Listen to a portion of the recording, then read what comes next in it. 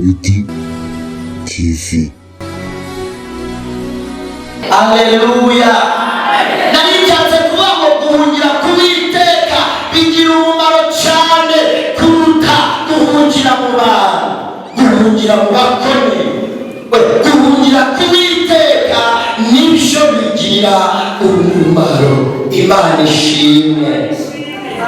Dawidi arandika aravuga hahirwa umuntu udakurikiza imigambi y'ababi, aravuga ngo nahagarare mu nzira y'abanyabyaha, aravuga ngo niyicarane n'abakobanyi, ahubwo amategeko y'Uwiteka niyo yishimira, kandi amategeko ye niyo yibwira ku manywa na nijoro, ngo azabana n'igiti cyatewe hafi y'umugezi cyera imbuto zacyo igihe cyacyo, amababi y'icyo giti ntabwo yuma, icyo uwo nguwo azakora cyose kizamubera cyiza. Amen. Hahirwa ninde uhirwa udakurikiza imigambi y'ababi. Yesu yambwiye njya kuza ndi mu modoka, namubwiye ngo mbese mvuge iki, arambwira ngo genda ubabwire ngo ndimo ndakomanga, umunyabwenge niyumva nkomanga acibure mbane nawe. Yambwiye ngo afite umugambi wo kuruhura buri muntu wese urushe yicaye muri iri teraniro. Yambwiye ngo babwire yaje kuruhura buri muntu wese wicaye muri iri teraniro, ariko kandi urushe ni umuntu urushe. Yesu yaje kugira ngo kuruhura. Amen. Hahirwa, hahirwa, hahirwa. Iki gitabo Mose yaranditse aravuga enema shandora w'ibiginde, aravuga ngo kubaha Uwiteka nibwo bwenge, kandi kuva mu byaha nibwo kujijuka. Aya magambo yanditswe n'umugabo witwa Yobu, ariko mu gutegeka kwa kabiri twasomye havuze ngo nugira umwete wo kumvira Uwiteka Imana yawe, n'uwo kwitondera amategeko yayo yose Imana igutegeka, ngo izagusumbisha amahanga yose yo mu isi, ngo kandi imigisha yose izakuzaho ikugereho. Ariko password yemwe iri mu kumvira Imana. Nugira umwete wo kumvira Uwiteka. Hari abantu bagiye bumva ariko kandi ntibumvire, bakumva ijwi ribahamagara, rigiye baryamye bumva umuntu arahamagaye ati yewe Dawidi we, gabyuka agashaka umuntu nkamugura. Abantu bagiye bumva Imana ihamagara, bakumva iryo jwi ariko ntibigeze bacyumvira. Yesu araguhamagara ntabwo nugira umwete wo kumvira Uwiteka Imana yawe, n'uwo kwitondera amategeko yayo yose Imana igutegeka, bizagusumbisha amahanga yose yo mu isi, ngo kandi imigisha izakuzaho ikugereho. Ariko password iri mu kumvira Imana, imigisha yose izakuzaho. Nakomeje gusoma ijambo rirambwira ngo uzagira umugisha, abana bo mu nda yawe bazaba umugisha. Narongeye ndasoma rirambwira ngo abanzi bawe barazaza mu nzira imwe bagusanganiye, imbaraga z'Imana bakimara kumenya uwo uriwe, ngo buri wese azajya aca inzira ye, ngo bazatatana mu nzira zingahe? Zirindwi, kubw'imbaraga z'Imana. Haleluya. Imigisha yose abantu bagiye bavangirwa, hari ndetse bakakivangirwa muri iki gihe, bakavuga ngo Imana nitabara, bakavuga ngo Imana nikora. Amen. Bano bari kumwe nanjye bemera ko Yesu atabara, nimuzamure ibiganza.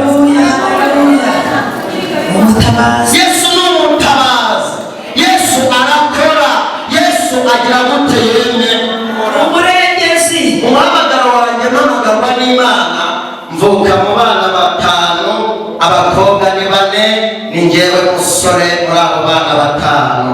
Umuryango wanjye utangiriye naho urangiriye bose ni Abagatolika, ni njyewe jyenyine witwa ngo ni murokore.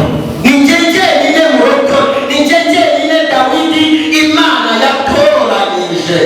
Umunsi umwe nimura n'ababyeyi nzababwira agafata mbabwire ngo mwarakoze kunyita ndagije Imana. Bandagije Imana batayizi, barayindagije, babonye ibyabo by'abantu ari hatari, baravuga ngo basi uyu nguyu wazaturokora. Ejo bundi akantu nakoze ejo bundi kuri Noheli, ndavuga ni koko iyi Mana yari izi ko umuryango wanjye uzarokorwa nanjye. Mama wanjye kuva yavuka yageze i Kigali ejo bundi kuri Noheli, na papa wanjye iwacu ni Foromo Gisele, babaho bageze i Kigali kuri Noheli, bagejejwe nande na Dawidi. Muhamagaro wanjye nasenze, nakoze impanuka ncikamo amaboko abiri, maze gucikamo amaboko abiri nambara ibyuma ndetse n'amatije. Ababonaga bose hari ikigo cyaje kunsaba ababyeyi banjye ngo banjyane ahantu nyine bashinzwe gufasha abantu bafite ubumuga. Baba ngo ntacyo azimarira, ngo ntacyo azigezaho, ariko Imana ndi mu mugongo wa mama wanjye nigezemo. Twahuye n'umuhanuzi arangije ahanurira mama wanjye, bahanuzi aravuga ngo uwo mwana uhetse azaba umukozi w'Imana, azamamara mu isi yose kubera Imana izamwamamaza, azajya agenda hirya no hino avuga ubutumwa, azaba umuhanuzi. Aleluya! Mama wanjye ntabwo yabyumvise kubera ko nta maso y'umwuka yari afite ngabashe kureba uwo nguwo uzamamara, ngo mbese azamamazwa n'iki. Amashuri mfite amashuri abiri, mu wa mbere no mu wa kabiri. Yani amashuri mfite niyo mpagararanye ahangaha, abiri yo mu wa mbere no mu wa kabiri. Navuye mu ishuri byagenze gute? Navuyeyo kubera ko nabonaga nasa n'abandi bamaraga inkweto njye nambaye ibirenge. Cyajyanye ku ishuri, nagiye ku ishuri nambaye ipantaro ya papa wanjye, yari yarayiciyemo kabiri ikabutura. Ndangije mfata n'igipira cya mama wanjye, ndangije ndacambara gisumba ya kabutura. Imbeho yaza narangiza ngacimanurira rimwe, nuko mvuganikiye mwe. Noneho nabona abandi banyeshuri, nkabona bambaye iniforume, njyewe nkabona ayiwe abandi ntabwo byavamo, mba mvuye mu ishuri. Maze ndangije mfata umwanzuro wo gucuruza ibisheke mbivamo njya mu kazi ko mu rugo, akazi ko mu rugo nkavamo njya kuba umunyonzi. Nuko ndimo nsatira umugambi w'Imana. Ndashimira Imana, umugambi w'Imana ntabwo uyoba. Indege mu kirere yagerayo ikibagirwa inzira ikayoba, ikajya aho idashakaga kujya, cyangwa ngombwa igakora impanuka. Imodoka yaca ahangaha, nuko ikibagirwa umuhanda, imodoka yayoba, moto nayo yayoba, igare ryayoba. Ariko Imana ishimwe, umugambi w'Imana uzayoba. Ntabwo umugambi w'Imana uzayoba, ntabwo umugambi w'Imana uzayoba wa mukobwa we, ntabwo umugambi w'Imana uzayoba wa musore we. Icyo Imana yavuze ku buzima bwawe ntabwo kizayoba. Umugambi w'Imana ntabwo uzayoba. Unyemerere uyu munsi ariko ntakize uyu munsi nshaka ko dusenga amasengesho ya deliverance, Imana ikabohora ubuzima bwawe, kubera ko umugambi w'Imana utazayoba. Umugambi wa Yesu ntabwo uzayoba. Hari abantu bagera mu kibazo ntibabashe guhishurirwa ikibazo bahagazemo icyo ari cyo, nuko bakaguma ngo ubwari Imana yabivuze bizasohora.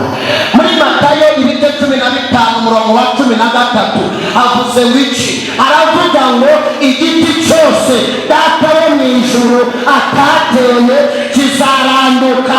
Muri Ebenezeri hari ibyatewe n'abantu, hari ibyatewe na Satani, hari ibyatewe n'abarozi. Vuga ngo uyu munsi biraranduka. Mu buzima bwawe hari ibyari byarimejeje, ariko uyu munsi wa none biraranduka.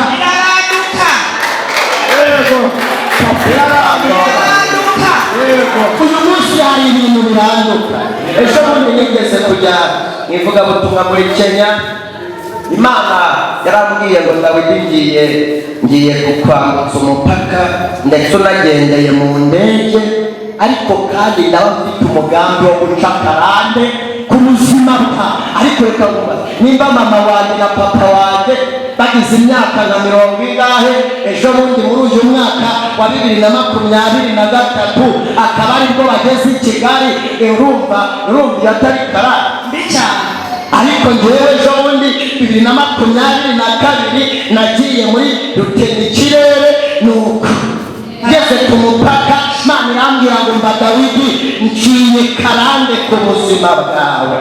Hari igihe tubana n'ibintu tutazi, twabigeramo tukabyiyakiriramo, ariko uyu munsi hari ibintu biri buranduke. Uyu munsi hari ibintu biri burangire. Uyu munsi